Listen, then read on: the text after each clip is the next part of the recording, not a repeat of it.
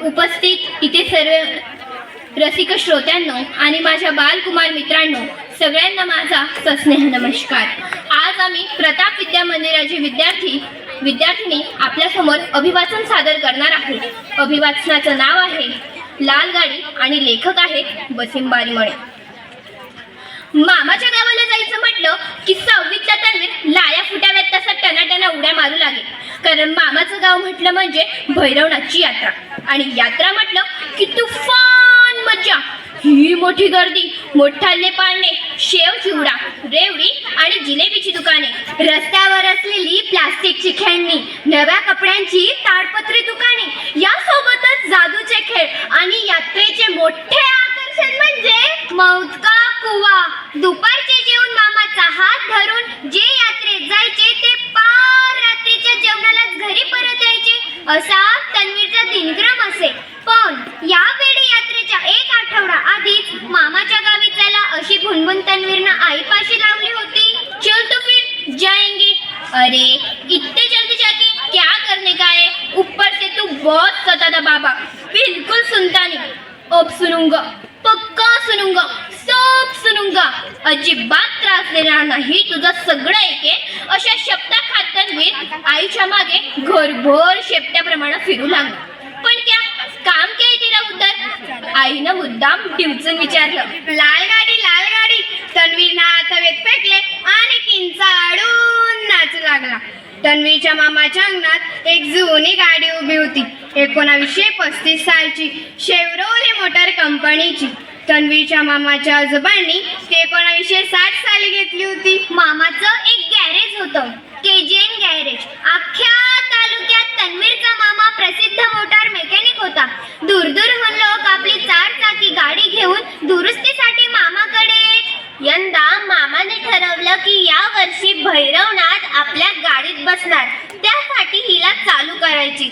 तसं त्यांनी सरपंचांनाही सांगितलं। भाई, तुम्ही जर हिला चालू केली तर मी स्वतः देव घेऊन गाडीत बसणार, तर मग लावा जोर। सरपंच म्हणाले। तसं मामालाही हुरूप आला, आणि ही गोष्ट जेव्हा तन्वीरच्या कानी पडली तेव्हा तन्वीरला तर आनंदाच्या उकळ्या फुटू लागल्या। जेव्हा लाल गाडी बंद होती तेव्हा तो आणि त्याची भावंडे तासनतास त्यावर खेळत असत, पण ही गाडी चालू होणार, रस्त्यावर धावणार ही शक्यता तन्वीरला अकल्पनीय होती। गाडी पुन्हा चालू होण्याची प्रक्रिया, याची देही याचा डोळा त्याला पाहायचा होता। आई हे ओळखून होती, म्हणून ती त्याला नाही म्हणून थोडं छळून घेत होती। चल जाएंगे असं आईनं म्हणताच तन्वीर किंचाळला आणि घरभर आनंदाने नाचू लागला। मामाच्या गावाला येऊन तर बघतो काय, मामाने लाल गाडी घरातल्या अंगणातून हलवून गॅरेज मध्ये आणून ठेवली होती। नुसती आणून ठेवली नव्हती, तर पुरती सुटसुटी करून ठेवली होती। गाडीचे मोठे नाक उघडून त्यातून इंजिन बाहेर काढून ठेवले होते, सीट दुसऱ्या बाजूला पडले होते। हायड्रोलिक जॅक लावून उघडी मोडकी गाडी जमिनीपासून 5 फूट हवेत उचलून ठेवली होती। मामानं पूर्ण वर्षभर थोडं करीत पैसे जमवून सुटे बाग आणून ठेवले होते।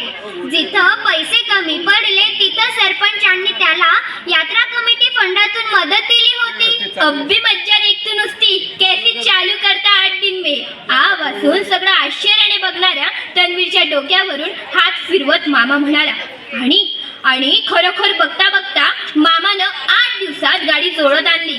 जुने इंजिन काढून नवीन बसवले, ब्रेक दुरुस्त केली, तेल पाणी बघितलं, डेंटिंग पेंटिंग केली। मधली सुट्टी संपल्यावर पोरं वर्गात येऊन बसतात। तसा बघता गॅरेज मध्ये सर्व दूर पसरलेला नव्या जुन्या पार्टचा पसारा गाडीच्या पोटातच सामावून गेला। नवी कोरी गाडी तयार झाली। सजावटीसाठी 2 मोठे पिसारा फुलवलेले मध गाडीच्या दोन्ही बाजूंना जोडले गेले, त्यावर 0 बल्बची रंगीबेरंगी लाइटिंग झाली। सरपंच स्वतः गाडी बघायला आले। भाई, तुम्ही यंदा शोभा चालली बघा यात्रेला, कला हाय तुमच्या हातात। मामाच्या पाठीवर शाबासकीची थाप दिली। सगळी त्यांची आणि नाथसाहेबांची कृपा म्हणत त्यांनी आकाशाकडे बोट दाखवला। सरपंचाचा ऊर भरून आला, त्यांनी हात जोडले, मामानंही हात जोडले। भैरवनाथाच्या यात्रेचा दिवस आला। यात्रे दिवशी लाल गाडी फुलांनी सजली, पिसारा फुलवलेले मोर लाईटने झगमगू लागले. देव मांडीत घेऊन सरपंच स्वतः गाडीत मागे बसले. सगळा गाव गाडीसमोर नाचत पुढे निघाला. ताशा तडालला, ढोल घुमू लागला, बुलबुल तरंगची तार छेडले जाऊ लागले, लोक उसळले आणि आनंदाने नाचू लागले. लेझिम खेळू लागले, गुलाल उधळला, झेंडूच्या फुलांच्या पाकड्या देवावर वाहिले जाऊ लागल्या. लाल गाडी लाल गुलालात नाहून निघाली. मामा अभिमानाने गाडी चालवत होता आणि त्याहूनही जास्त छाती फुगून तन्वीर त्याच्या शेजारी बसला होता. कैसा लगता है मामू, मेरी शादी की बारात भी इसमें काढेंगे, तन्वीर म्हणाला.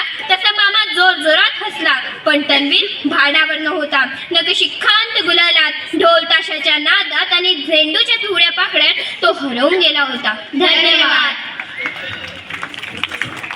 खूपच छान. पुढील गट आहे